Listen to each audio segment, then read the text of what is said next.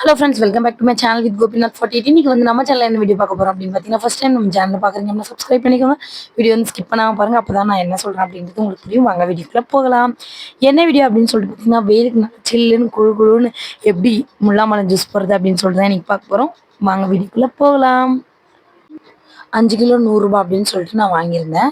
6 பழம் வந்துச்சு. அதில் வந்து டெய்லி நான் ஒவ்வொரு பழமாக என் பசங்களுக்கு வந்து ஜூஸ் போட்டு கொடுப்பேன். அதை எப்படி போடுறது அப்படின்னு சொல்லிட்டு தான் பார்க்க போகிறோம். ஃபஸ்ட்டு வந்து ஒரு பழத்தை கட் பண்ணி எடுத்துட்டேன். அதுக்குள்ளே இருக்கிற விதைகளை வந்து ஃபுல்லாக எடுத்துடலாம். முல்லாம்பழம் பார்த்திங்கன்னா வெயில் காலத்தில் தான் நமக்கு அதிகமாக கிடைக்கும். அதோட கம்மியான விலையில வந்து வெயில் காலத்தில் தான் நம்மளுக்கு கிடைக்கும். நீங்கள் வந்து கட் பண்ணி கத்தி வச்சு கட் பண்ணி வேணால் எடுத்துக்கோங்க. அப்படி இல்லைன்னா ஸ்பூன் கரண்டி அந்த மாதிரி வந்து நான் யூஸ் பண்ணி எடுத்துப்போம். க்ளீனாக எடுத்ததுக்கப்புறமா அதை வந்து ஜார் எடுத்துக்கோங்க. ஜூஸ் ஜார் எடுத்துகிட்டு இந்த மாதிரி ரவுண்ட் ஷேப்பில் எடுத்திங்கன்னா அழகாக வந்துடும். க்ளீனாக எடுத்துடலாம். நம்ம 30 ரூபா கொடுத்து ஜூஸ் வாங்கி கடையில் ஒருத்தர் குடிக்கிறதுக்கு பதிலாக இந்த மாதிரி அந்த அமௌண்ட்டை வச்சு கடையில் வந்து பழத்தை வாங்கிட்டு வந்து வீட்டில் ஜூஸ் போட்டு குடித்தா எல்லாருமே குடிக்கலாம். அந்த அளவுக்கு வந்து நமக்கு ஜூஸ் கிடைக்கும். பாருங்கள், ஒரு பழத்துலேயே ஒரு ஜார் ஜூஸ் எடுக்கலாம்.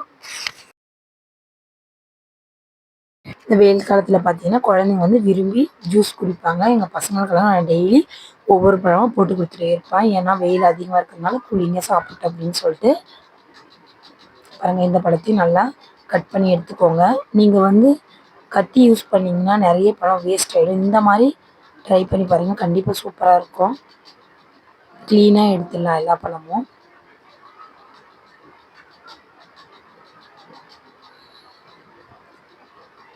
எடுத்ததுக்கப்புறமா நீங்கள் வந்து காய வச்ச பால் சேர்த்துக்கலாம், இல்லைன்னா பச்சை பால் சேர்த்துக்கலாம். உங்களுக்கு பால் சேர்க்கணும் இருந்தால் சேர்த்துக்கோங்க, இல்லைன்னா கூலிங் வாட்டர் வந்து சேர்த்துக்கோங்க. க்ளீனாக எடுத்து போட்டு நான் வந்து காய வச்ச பால் வந்து சேர்த்துக்கிறேன். சேர்த்துட்டு தேவையான அளவு உங்களுக்கு எவ்வளோ தேவையோ அந்த அளவுக்கு வந்து சர்க்கரை சேர்த்துக்கோங்க. நான் வந்து எனக்கு தேவையான அளவு சர்க்கரை சேர்த்துட்டேன்.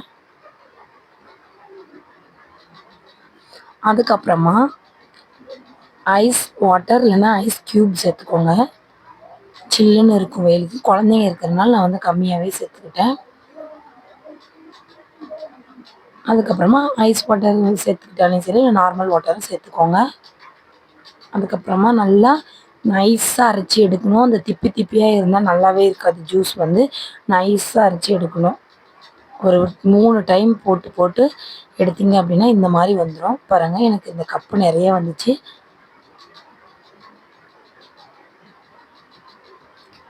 இதுலேயும் நீங்கள் வந்து குழந்தைங்களுக்கு இல்லாமல் உங்களுக்கு அப்படின்னா ஐஸ் க்யூப் சேர்த்துக்கோங்க. ரொம்ப சூப்பராக இருக்கும் சில்லுன்னு குடிக்கிறதுக்கு.